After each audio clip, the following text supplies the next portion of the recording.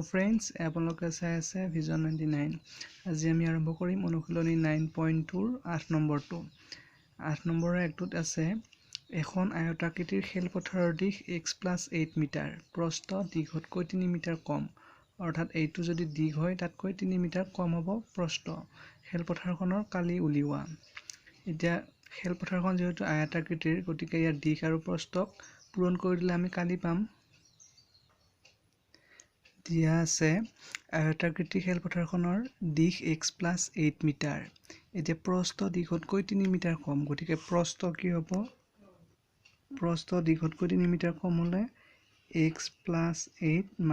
3 কাৰণ এটো হল দিশ আৰু তাতকৈ 3 মিটাৰ কম ইকুৱেল টু কিমান হ'ব x + 5 8 পৰা 3 গলে 5 মিটাৰ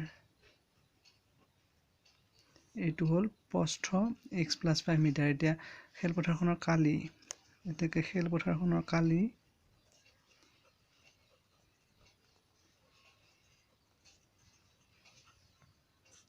দিশ পূৰণ প্ৰস্থ দিশ কি আছে x + 8 ইনটু প্ৰস্থ x + 5 গতিকে এটো কি সূত্ৰত আহিব x + a x + b equal to x² + a + bx a + b whole into x plus a into b equal to x² plus 8 বাছে 13x plus 8 5 গুণ 40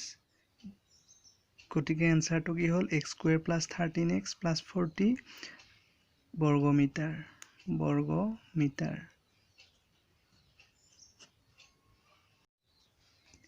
2 নম্বরত আছে এখন বৰ্গাকৃতিৰ বাগিচাৰ দিশ 2x plus 1/4 মিটাৰ বাগিচাখনৰ কালি উলিওৱা এতিয়া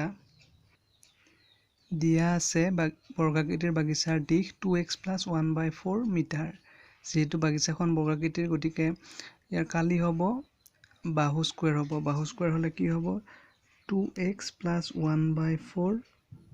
whole square এতিয়া 2x a plus b whole square formula ahi gole a square plus twice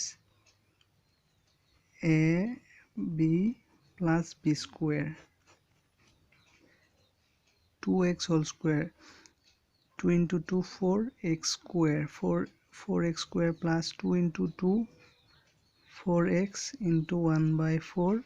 plus 1/16 4 into 4 16 equal to 4x square plus 8 to 4 আৰু 8 to 4 কাটা গল তাৰ পিছত থাকিল গিয়াত x থাকিল plus 1/16 বৰ্গমিটাৰ যেহেতু কালি বিলাক আমি বৰ্গমিটাৰত লিখো গতিকে এটাৰ আনসাৰটো হল 4x square plus x plus 1/16 বৰ্গমিটাৰ 3 নম্বৰটোত আছে এজন খেতিয়কে পথাৰত দুডোখৰ বৰ্গাকৃতিৰ মাটিত জহা ধান আৰু বৰা ধানৰ খেতি কৰে দুই ডোখৰ মাটি আছে তাত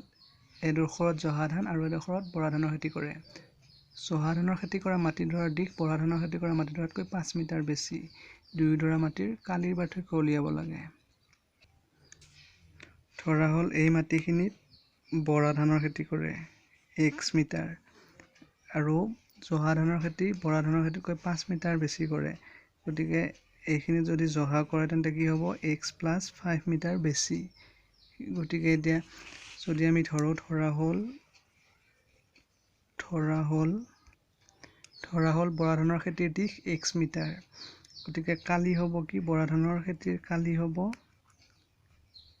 বাহু স্কয়াৰ হলে x স্কয়াৰ বৰ্গমিটাৰ এতিয়া জহাৰ কি হ'ব জহাৰ কাৰণে হ'ব জহা ধানৰ খেতিৰ দিশ x plus 5 মিটাৰ তাকে কালি কি হ'ব x plus 5 whole square তে x square plus twice a b plus b square সমান x square plus 5 into 2 10x plus 5 into 5 25 বৰ্গমিটাৰ এতিয়া দুই ডোখৰ মাটিৰ কালিৰ পাৰ্থক্য উলিয়াব দিছে গতিকে জহা ধানৰ খেতি কৰা কালিৰ পৰা বৰা ধানৰ খেতি কৰা কালি বিয়োগ কৰিলে কি হ'ব এটাকে মাটি দুইডৰাৰ কালিৰ পাৰ্থক্য হ'ব x square plus 10x plus 25 minus x square এটো হল জহাধানৰ মাটিৰ কালি আৰু এটো বৰাধানৰ মাটিৰ কালি গতিকে x square কেনসেল হ'ল থাকিল কি 10x plus 25 বৰ্গ মিটাৰ গতিকে দুই ডোখৰ মাটিৰ কালিৰ পাৰ্থক্য 10x plus 25 বৰ্গ মিটাৰ